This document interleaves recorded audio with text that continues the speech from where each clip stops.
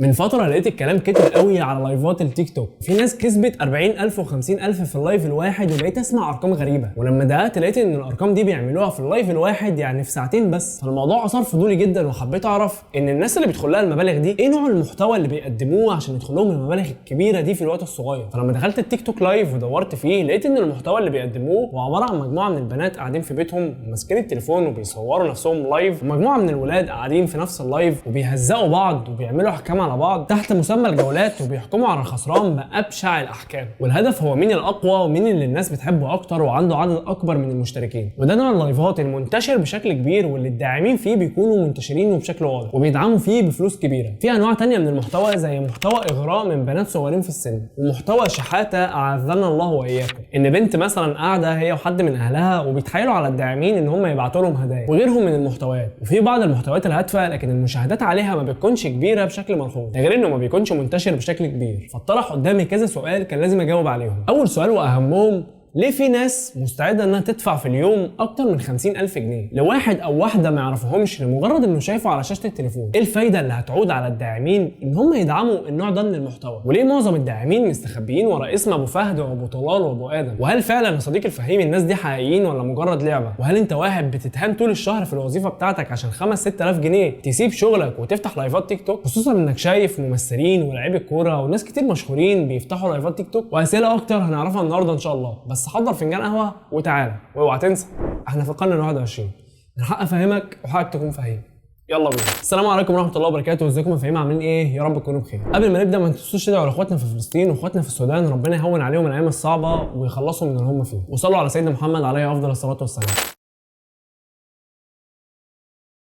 تطبيق تيك توك تم نشره في سبتمبر 2016. في اواخر 2017 استحوذت الشركه على التطبيق المنافس اللي هو ميوزيكلي، واتعرفت وقتها بالاسم ده لحد فبراير 2018 اللي تم فيه نشر تطبيق تيك توك بشكله الحالي. وكان الهدف منه هو انتشار الفيديوهات القصيره اللي مدتها بتكون اقل من دقيقه، وتيك توك اتشهر بالنوع ده من الفيديوهات. وفي سنه 2021 اعلنت منصه تيك توك وصولها لمليار مستخدم نشط شهريا، والرقم ده احتاجت شركه فيسبوك 8 سنين عشان توصل له. فيسبوك يا صديقي الفهيم كانت طفره في عالم التواصل الاجتماعي، لانه تقريبا كان اول موقع للتواصل الاجتماعي، والاعداد على تيك توك بتتزايد بشكل كبير، لكن الشركه ما اعلنتش على العدد الحقيقي دلوقتي بسبب السياسه الامنه للشركه. ومن اكتر الحاجات اللي خلت تطبيق تيك توك ينتشر بالشكل الكبير ده هي صفحه من اجلك او فور يو، وهي الصفحه الرئيسيه اللي بتظهر لك فيها الفيديوهات بشكل تلقائي. تيك توك من افضل التطبيقات اللي اشتغلت على تحليل بيانات المستخدمين عشان يقدر يرشح لهم الفيديوهات اللي تخليهم قاعدين فتره اطول على التطبيق. كان بيحلل اي حاجه ممكن تلفت انتباهك زي مده مشاهدتك للفيديو واعجابك بالفيديو وهل عملت مشاركه او سيف للفيديو ولا لا. وبالطريقه دي يفضل البرنامج يجمع عنك بيانات اكتر ويحطها في حزمه من البيانات مرتبطه باليوزر نيم بتاعك. فلما تيجي تفتح التيك توك في اي وقت هتلاقي كل الفيديوهات اللي موجوده في صفحه من اجلك انت حاببها وحابب انك تتفرج عليها، وتفضل في دوامه من السكرولنج ملهاش نهايه. والشركه فعلا اثبتت انها ناجحه جدا في النقطه دي وفي تحليل بيانات المستخدمين، لدرجه ان ميتا خدت الموضوع ده من تيك توك وبدات تطبقه في فيسبوك وفي انستجرام، خصوصا بعد ما اضافت الفيديوهات القصيره في التطبيقات بتاعتها. وطبعا زيها زي اي تطبيق على الكره الارضيه كلها، الهدف منه يا صديقي الفهيم انه يخلي المشاهد قاعد اكبر فتره ممكنه على التطبيق من غير ما يخرج منه. لكن سؤال مهم قوي، هو ازاي شركه صينيه تقدر تطلع منها انت كمستخدم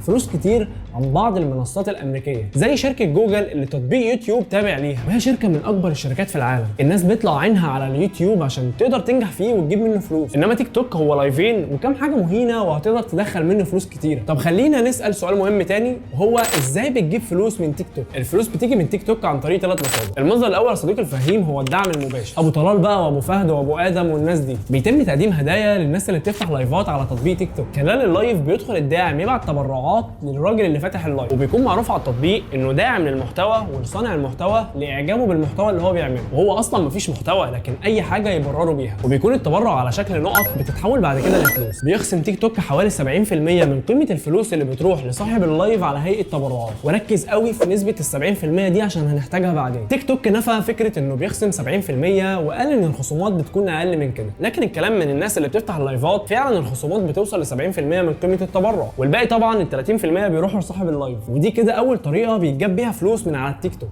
الطريقه الثانيه هي التسويق بالعموله، وهي الطريقه الاكثر انتشارا على التطبيق. انت كصانع محتوى عندك ناس بيحبوك وعدد كويس من المتابعين، تيجي شركه عندها منتجات عايزه تسوق لها بتقول لك والله انت كصانع محتوى خد المنتجات دي سوقها لي على التطبيق بتاعك، وهتاخد عموله على كل منتج بيتباع. انت بقى تسوق المنتجات دي عن طريق فيديوهات قصيره، عن طريق لايفات، اي حاجه تعجبك، المهم انك بتعرف تسوق وبتاخد مقابل مادي على شغلك. يعني الحمد لله في فلوس شريفه هي تقدر تطلعها من التطبيق، ودي طريقه عاديه جدا ومعظم الابلكيشنز بتعملها، خصوصا ان هو ده الهدف الاساسي من فكره السوشيال ميديا، انها تكون سوق رقمي يسهل على الناس الوصول للمنتجات اللي هم بيحتاجوها. الطريقه الثالثه للتربح من على التيك توك هي تقديم الاستشارات للمستخدمين. في الحاله دي تيك توك هو مش اكتر من وسيله للتعارف وتقديم الشخص لمهاراته والمعارفه واللي يقدر يفيد بيه الناس. في ميزه في تيك توك مش موجوده في معظم التطبيقات الثانيه، وهي ميزه الانتشار السريع. الفيديوهات اللي بتنزل على التيك توك بيتم ترشيحها لعدد كبير جدا من الناس، حتى لو الناس دي مش عندك من المتابعين. لمجرد انك رفعت الفيديو بيتم ترشيح الفيديو ده لعدد كبير من الناس، وده بيساعد بشكل كبير على نجاح المحتوى وانتشاره، على عكس بعض التطبيقات الثانيه زي انستجرام او فيسبوك او يوتيوب اللي بتاخد فتره اطول عشان تقدر تنجح عليها. الطريقه الثانيه والثالثه للتربح من على تيك توك هم طرق كويسه جدا، وانا اشجع اي حد ان هو يعملها باي طريقه بقى، لايفات، فيديوهات قصيره، اي حاجه. وده معناه ان مشكلتنا مش مع تطبيق تيك توك نفسه، المشكله هي مع النوع الاول من مصادر الدخل اللي بتيجي من على التيك توك، اللي هي بتكون التبرعات للايفات التيك توك. ليا بلومكيت العميد المساعد في كليه الحقوق في جامعه هارفارد بتقول ان تيك توك هو نادي تعري رقمي للفتيات، خصوصا اللي في سن 15 سنه. بيتم استخدام القاصرين لتحقيق الارباح من على التيك توك. البنات اللي سنهم اقل من 18 سنه بيتم توجيههم ان هم يعملوا بعض الافعال الجنسيه مقابل الهدايا اللي بيتم تحويلها لفلوس بعد كده. عايزك تفتح اي لايف مشهور لاي حد مشهور وناجح وبيدخل فلوس كتير من خلال اللايفات، هتلاقي انه لازم يطلع مع بنات، وهتلاقي ان الاحكام اللي بيتم اصدارها للجانب الخسران لازم تظهر اي مفاتن من البنت اللي موجوده في اللايف. كمان من غير الاحكام انت هتلاقي البنات اللي موجوده في اللايف ما هي نفسها للاثاره الجنسيه، في منهم بنات كبيره في السن وبنات صغيره. في بعض الناس من اللي بيتسموا داعمين دخلوا لايف لبنت صغيره في السن وطلبوا منها انها تبين رجليها مقابل هدايا كتير، وطلبوا منها حاجات اكتر جنسيه من رجليها مقابل مجموعه من الهدايا. وطبيعي بنت في سن ال 15 او ال 16 سنه طلب منها انها بس تبين رجليها وفي المقابل هتاخد فلوس كتير، فالموضوع فعلا مغري. وهتقول لك عادي ما اوريله رجلي، ما هو كده كده ما حدش لمسني، ويفضل الموضوع يتدرج لحد ما يكون في مشاهد جنسيه للاطفال والمقابل بتاعها بيكون اعلى. وبالنسبه لشركه تيك توك او اي شركه من شركات التواصل الاجتماعي الهدف الاساسي ليها هو الربح، مش فارق معاها قوي ايه نوع المحتوى اللي موجود، اهم حاجه ان المشاهد بيقضي فترات طويله على الابلكيشن من غير ما يخرج وهم يحققوا ارباح اكتر. ولكن عشان يحموا نفسهم قانونيا بيعملوا بعض القوانين الفيك اللي بتقول فيها ان اي حد هيعرض مشاهد جنسيه هيتم حظره، وايه المانع انها تحظر لها 100,000 مستخدم مثلا كل شهر، لكن هيتقال عليها انها شركه صادقه وماشيه بالقانون. واللي بتحظر بيعمل اكونت جديد او يمكن حتى يرجع له الاكونت اللي محظور وينزل عليه نفس المشاهد ويقدر انه ينتشر بسرعه تاني، والتيك توك نفسه هو اللي بيساعده على الانتشار. لو دخلت على بعض اللايفات هتلاقي البنات فيها لابسين لبس البنت حتى ما تلبسوش قدام جوزها، عافانا الله واياك. هو ده المحتوى اللي الناس بتحب تتفرج عليه. طب ما ايه رايك ندعم المحتوى ده؟ هوب امسك بقى الحته دي. تيك توك عندها هدف انها تدعم اي محتوى يخلي المشاهد قاعد اكبر فتره ممكنه على التطبيق، ومن هنا بدا الدعم على تطبيق تيك توك يكون كبير ونسمع فيه مبالغ رهيبه. طيب مين هم داعمين التيك توك؟ مين بقى ابو طلال وابو فهد وابو ادم والناس الغريبه دي؟ في 3 انواع صديق الفهيم من الداعمين. اول نوع واخطر نوع هم وكلاء التيك توك، ودول منهم في نفسهم، يعني دول بيكونوا شغالين اصلا في تيك توك. طبعا هتقول لي ان تيك توك اصلا تطبيق صيني، فاستحاله يكون واحد صيني اسمه ابو طلال. مبدئيا ابو طلال وابو فهد والاسامي الغريبه دي هي مش اساميهم الحقيقيه، هم واخدين الاسامي دي من الخليج لان الخليج فيها اكتر الناس اللي معاهم فلوس. وبرده الوكلاء مش شرط يكونوا من الصين، ممكن يكون في وكلاء للتيك توك من اي بلد مختلف. والهدف من النقطه دي هو الترويج للتيك توك وجعله التطبيق رقم 1 في العالم. عشان كده تيك توك بياخد 70% من قيمه الدعم اللي بيدفع للراجل اللي فتح اللايف وبيديله بس 30%. ودي النقطه اللي قلت لك ركز فيها في بدايه الحلقه. فعادي انهم يصرفوا 1% من الارباح على التسويق من خلال الدعم، وده اللي بيحصل. يعني ممكن ابو طلال ده يكون واحد من استراليا وبيكتب كام كلمه عربي كده في اللايف عشان اسمه يتقال، والدعم بيكون لاي حد بيفتح لايفات على التيك توك وفي اي بلد. والنقطه دي مش موجوده في معظم التطبيقات التانيه، ولو موجوده فهي مش منتشره بالشكل الكبير ده، وبالتالي شهره التطبيق بتزيد بسبب موضوع الدعم ده. الوكلاء اللي بيدعموا المشاهير لما يدعموا اكتر بيلاقوا المشاهير بيذكروا اساميهم وهم كمان بيتشهروا، فبيشجعوا الناس العاديه انهم يكونوا برضه من الداعمين ويصرفوا فلوس على لايفات التيك توك لمجرد ان هم يكونوا مشهورين واسمهم يتذكر في اللايف والناس تعرف ان هم من الاثرياء، لدرجه ان في ناس طلعت حكت قصتهم ان هم صرفوا فلوس كتير جدا على لايفات التيك توك وعلى الدعم، وفي ناس اعلنت افلاسها من كتر الدعم اللي بيقدموه في اللايفات. وزي ما قلت لك ان هدف التيك توك انه يكون التطبيق رقم 1 على العالم، فبيعمل اي حاجه تخلي الناس تتشجع ان هم يكونوا موجودين على البرنامج باستمرار، كواحد بقى بيقدم محتوى او مشاهد او حتى كداعم. المهم انه يكون ليك وجود على البرنامج والفترات طويله. ده اول نوع من الداعمين، ودول الناس اللي بيصرفوا مبالغ ضخمه جدا. النوع الثاني من الداعمين هم داعمين حقيقيين، دول اللي بيدعموا بارقام بسيطه لمجرد بس ان اسمهم يكون موجود، او بيعتبروها لعبه. في ناس زي ما قلت لك عايزين يتشهروا ان هم من الاثرياء وانهم من داعمين التيك توك لايف، فبيدخلوا يرموا مبالغ ضخمه في اللايف عشان بس اسمه يتقال في اللايف ويتعرف انه غني. معظم الناس دي فاهمين بيكون معاها فلوس كتير، وهتلاقي ان الدعم اللي بيجي من الناس دي على اللايفات لازم اللايف يكون فيه بنات او اي مشاهد جنسيه او مثيره، المهم انه يبقى فيه حاجه هو يكون حابب ان هو يتفرج عليها، ويشجع البنت انها تتجرأ اكتر وهو يدعم اكتر وهكذا. وهتلاقي في بعض الداعمين بيبعتوا فلوس لاتنين رجاله بيندبوا في بعض وعايزين يثبتوا مين الاقوى. طالما اللايفات فيها ناس كتير بتشوفها هتلاقي الداعمين بتدخل ترمي فيهم فلوس، وتيك توك عادي خالص ولا فارق معاه، هو كده كده بياخد النسبه الاكبر من الدعم وبيدي صاحب اللايف نسبه قليله من الفلوس اللي بتتباع. النوع الثالث من الداعمين هم منهم في نفسهم، وده حصل في الجزائر مع ابو ادم. ابو ادم ده معلم كان بيدعم اي لايف جزائري ضد اي لايف من اي بلد ثانيه، وصرف حوالي $1 مليون في شهر واحد على دعم اللايفات. ده عمل جدل كبير جدا على ابو ادم،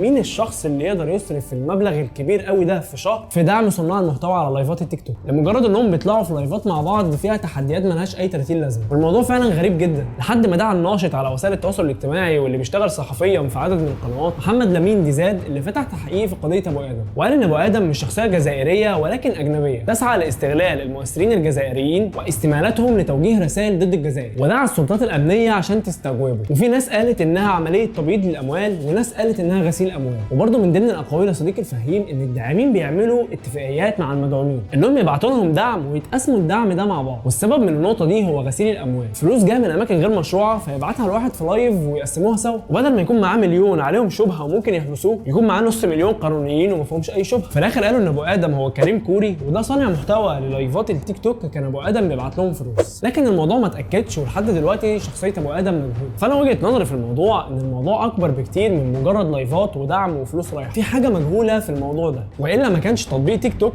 اتحظر من دول كتير زي الهند ونيبال وكندا واستراليا وبريطانيا. حظروا التطبيق على كل التليفونات للناس اللي شغاله في الحكومه، وغيرهم كتير من البلدان اللي حظرت التطبيق. والتطبيق كان مرفوع عليه قضايا كتير في امريكا وكان على وشك انه يتحظر ولسه في كلام. والسبب في ده مش لايفات التيك توك ولا الداعمين ولا الكلام ده خالص، السبب ان التيك توك بيقدر يوصل لكل البيانات لكل المواطنين في كل بلد وما فيهوش حمايه للبيانات، وبالتالي الصين قادره انها توصل لكل البيانات اللي محتاجاها في كل البلاد، وتقدر تسيطر على اكبر قدر من قواعد بيانات الناس، وبالتالي تقدر تاخد السياده على العالم. فانا وجهه نظري في الموضوع ان الموضوع ده سياسي وفي مخططات كبيره بتقود الموضوع ده، والموضوع اكبر بكتير من شغل على التطبيق، وان تيك توك هو زيه زي اي ابلكيشن تاني، لكن طرق الربح اللي من عليه بتكون غريبه شويه، وهي اللي بتشجع الناس انها تتواجد بشكل اكبر على التطبيق وبشكل مهين للعرب وللوطن العربي. والموضوع داخل فيه سياسه بشكل كبير وسيطره على العالم الرقمي. وانا كصانع محتوى نصيحتي ليك انك ما تجريش ورا الفلوس السهله، اعمل محتوى وانشره على كل منصات السوشيال ميديا مش على منصه بعينها، لان في ناس واخده التيك توك ولايفات التيك توك كمصدر دخل اساسي، وارد في يوم وليله ابو طلال وابو فهد وابو ادم يختفوا من على التطبيق ومصدر الرزق يتقطع. فحاول انك لو عندك محتوى قدمه بشكل يليق بالمحتوى بتاعك، والتيك توك يكون واحد من المنصات اللي انت بتنشر عليها، ما يكونش هو المصدر الاساسي والوحيد. وخليني اقول لك ان 41% من اللي بيستخدموا البرنامج سنهم يتراوح ما بين ال 16 وال 24 سنه، يعني النسبه الاكبر اللي متواجدين في البرنامج هم اطفال، وربنا يا رب يحفظ اطفالنا. لو عجبك الفيديو ما تنساش تدعمني بلايك وتعمل اشتراك في القناه عشان نكبر اكتر. لو عايزني اتكلم في حاجه معينه اكتب لي في الكومنتات، وعايزك تقول لي رايك، هل ابو طلال وابو فهد وابو ادم